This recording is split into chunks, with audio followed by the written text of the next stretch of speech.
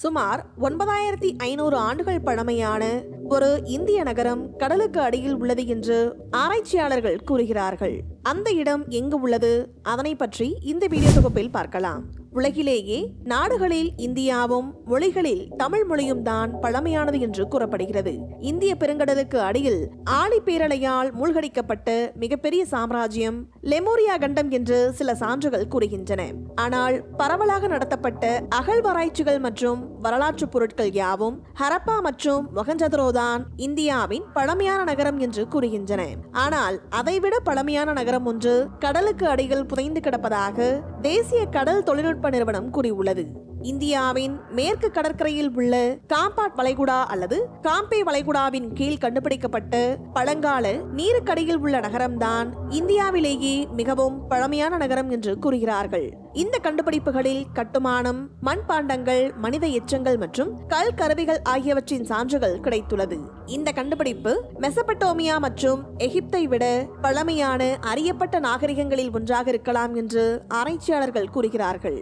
ஏறக்குறைய 2002ஆம் ஆண்டு குஜராத் மாநிலத்தின் கடற்கரையில் காம்பாட் வளைகுடாவில் ஒரு நகரம் கண்டுபிடிக்கப்பட்டது. இது தொலைந்த நகரம் என்று அழைக்கப்படுகிறது. தற்போது இந்த நகரம் சுமார் 9500 ஆண்டுகளுக்கு முன்பு கடலில் மூழ்கியதாக கூறுகிறார்கள்.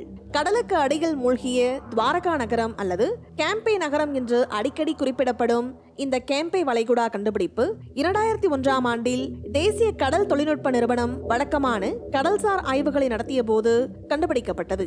சோலார் ஸ்கேனிங் தொழில்நுட்பத்தை பயன்படுத்தி கடலின் அடிப்பகுதிக்கு ஒளி அலைகளின் கற்றையை அனுப்பி ஆராய்ந்துள்ளார்கள். அதன் மூலம் மிகப்பெரிய வடிவியல் கட்டமைப்புகள் அடையாளம் காணப்பட்டன.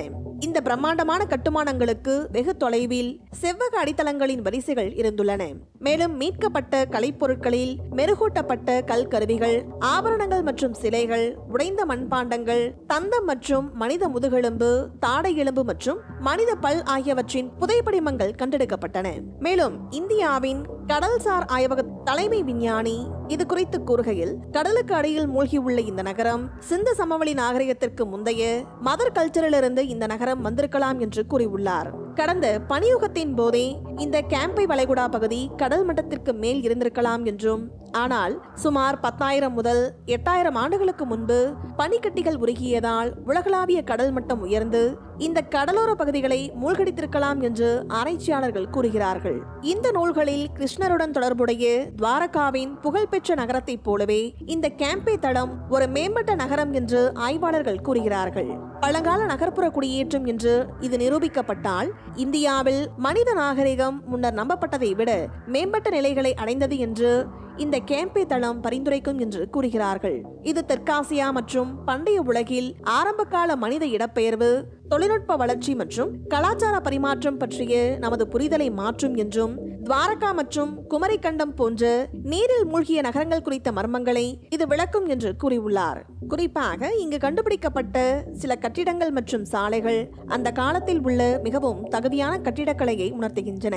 உதாரணமாக, கடலுக்குள் அடைந்து கிடக்கும் பல சிறிய சிற்றுண்டி பொருட்கள், உபகரணங்கள் மற்றும் வீடுகள் அவர்களின் பண்டைய வாழ்க்கை முறையை விளக்குகின்றன. அந்த காலத்தில் இந்திய மக்கள் எவ்வாறு வாழ்ந்தார்கள் என்பதை நமக்கு சொல்லும் சாட்சியாக அது உள்ளது. இந்த வீடியோ பத்தின உங்களோட கருத்துக்களை கீழே கமெண்ட் பாக்ஸ்ல மென்ஷன் பண்ணுங்க. கீழே இருக்க ரெட் கலர் சப்ஸ்கிரைப் பட்டனை கிளிக் பண்ணி எங்க சேனலை சப்ஸ்கிரைப் பண்ணுங்க. அண்ட் பக்கத்துல இருக்க பெல் ஐகானை கிளிக் பண்ணீங்க அப்படின்னா எங்களோட நோட்டிபிகேஷன் உங்களுக்கு உடனுக்குடன் வரும். தேங்க்யூ.